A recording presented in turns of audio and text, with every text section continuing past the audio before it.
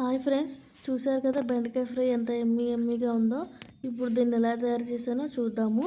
ముందుగా ఒక గిన్నెలోకి వాటర్ తీసుకొని కొద్దిగా సాల్ట్ వేసుకొని ఈ బెండకాయలన్నీ అందులో వేసి వాష్ చేసుకుందాము. ఎందుకంటే ఇవన్నీ బయట నుంచి వస్తాయి కదా, మట్టి బ్యాక్టీరియా ఇవన్నీ ఉంటాయి. సో మనం హెల్తీగా చేయాలంటే ఫస్ట్ ఇవన్నీ క్లీన్ చేసుకోవాలి మనము. చూసారు కదా, కడిగిన తర్వాత ఇప్పుడు వాటర్ ఎంత నల్లగా ఉన్నాయో. సో చూసారు కదా ఎంత బ్యాక్టీరియా ఎంత మట్టి ఉందో. అందుకే ఇలా మంచిగా వాష్ చేసుకొని తీసుకోవాలి. ఇప్పుడు ఇవన్నీ చక్కగా కట్ చేసుకుంటాము. చూసారు కదా, పొద్దున్న హడావిడిగా చేసే వాళ్ళైతే ఇలా 2 to 3 కూడా తీసుకొని కట్ చేసుకోవచ్చు. ఇలా కట్ చేసుకుంటే మనకి తొందరగా అయిపోద్ది. ఎందుకంటే పొద్దున్నే పిల్లలకి బాక్స్ పెట్టాలి కదా మనము. సో అందుకే వంట తొందరగా అయిపోవాలంటే ఇలా అన్నీ ముందుగానే కట్ చేసి పక్కకు పెట్టుకుందాము. ఇప్పుడు ఆనియన్ కూడా కట్ చేసుకుందాము. ఆనియన్ ఇలా సన్నగా నేను ఎలా కట్ చేస్తున్నానో అలా కట్ చేయండి, తొందరగా అయిపోద్ది ఆనియన్ కట్ చేయడము. ఇవన్నీ ఇలా కట్ చేసి పక్కన పెట్టుకుందాము ముందుగానే.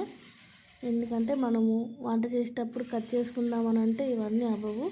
ముందుగానే అన్నీ కట్ చేసుకొని రెడీగా పెట్టుకొని అప్పుడు వంట స్టార్ట్ చేద్దాం. ఇప్పుడు చూసారు కదా, ఇలా జాగ్రత్తగా చూసుకొని కట్ చేసుకోవాలి, లేదంటే చెయ్యి కట్ అయిపోద్ది. ఇప్పుడు ఒక మందపాటి గిన్నె పెట్టుకొని అందులో కొద్దిగా ఆయిల్ వేసుకొని, ఆయిల్ వేడైన తర్వాత ఆవాలు జీలకర్ర వేసుకొని ఫ్రై చేసుకుందాము. ఇవన్నీ ఫ్రై అయిన తర్వాత కొన్ని పల్లీలు వేసి ఫ్రై చేసుకుందాము. తర్వాత పచ్చిమిర్చి, కరివేపాకు, కొన్ని వెల్లుల్లి రెబ్బలు వేసుకొని ఫ్రై చేసుకుందాము. వెల్లుల్లి ఆరోగ్యానికి చాలా మంచిది.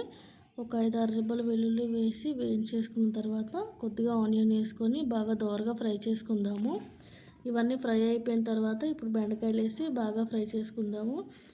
ఇప్పుడు మూత పెట్టి ఒక 5 నిమిషాలు మగ్గించుకుందాము.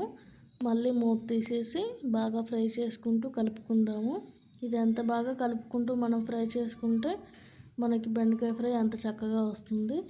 చిటికెడు పసుపు, కొద్దిగా సాల్ట్ వేసుకొని బాగా ఫ్రై చేసుకుందాము. ఇవి మనం ఎంత బాగా కలుపుకుంటూ ఫ్రై చేసుకుంటే మనకి అంత బాగా వస్తుంది. కొద్దిగా కారం కూడా వేసి ఫ్రై చేసుకుందాము. ఇప్పుడు మూత పెట్టి ఇంకొక 5-10 నిమిషాలు మగ్గించుకుందాము.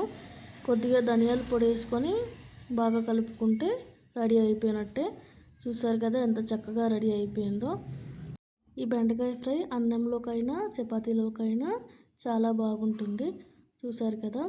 సో నన్ను ఇలాగే సపోర్ట్ చేయండి, సబ్స్క్రైబ్ చేసుకోండి.